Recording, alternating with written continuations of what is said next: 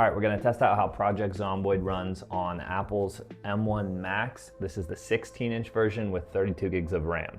So first, let's just go over our settings. We've got it set to 1920 by 1200, frame rate lock at 120, and you can see the frame rate up in the corner. We're doing 120 in the menu. And then everything is set to basically medium. There you go, you can see that. So let's just see how well this works. So I think things are still loading in, it's a little laggy.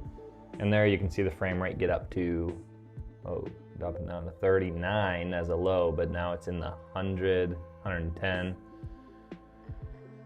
And let's just walk around. Looks pretty good there. It dipped down to 53. This has been my experience. I've put about maybe 10 or 15 hours into this game, and it's that it runs great. Like usually I'm getting around 100 FPS, but then it has these dips, and I'm not sure what's causing them, but for about a half second or a little less, it'll dip down to like 20 or 30 frames a second, and it's really noticeable. And so while I don't think you need this game to be running at 120 FPS for it to be a good experience, when it dips down to like 20, you do notice it. So, but as you can see, so I'm not sure what's causing that, but it is noticeable. And it feels like it's usually when you walk, maybe when you walk into a new location, like a house, or it's like it's loading in assets or something. I'm not really sure. Or I shouldn't be venturing out. I'm gonna die if I do this. I don't wanna lose this character. So anyway, it runs great. I tried running it at the native resolution, but it makes the UI really small. And even if you bump up the UI sizes to like 200 or 300%, it never quite looks right. So I really recommend running it at the 1920 by 1200.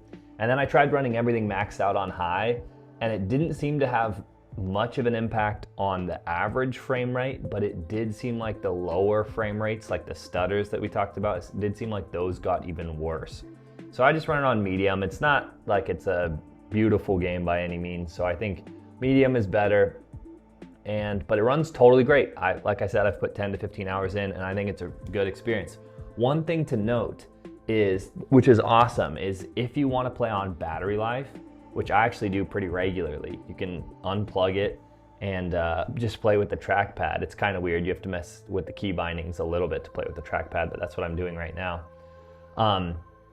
Anyway, if you play on battery, I've tested this, and you get around 6 to 8 hours of battery while playing this game, which is kind of crazy, because if you've played on other gaming laptops, you know, not that this is a gaming laptop, but usually gaming laptops might only last 1 or 2 hours playing a game.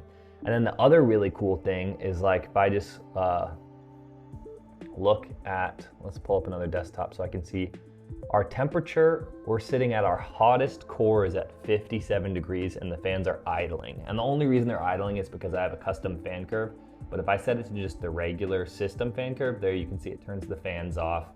And I've messed around with this, and if you leave Apple's default fan curve, the fans will stay off most of the time. But then it just runs a little hotter, and since usually you game for a while, I'd rather just have the fans on idle, because on idle, they're totally dead silent. You can't hear them at all, or at least I can't. So yeah, it stays remarkably cool and quiet. That's been awesome. And Project Zomboid runs great. All right. Let me know if you have any questions down in the comment section below, and I'll see you guys later.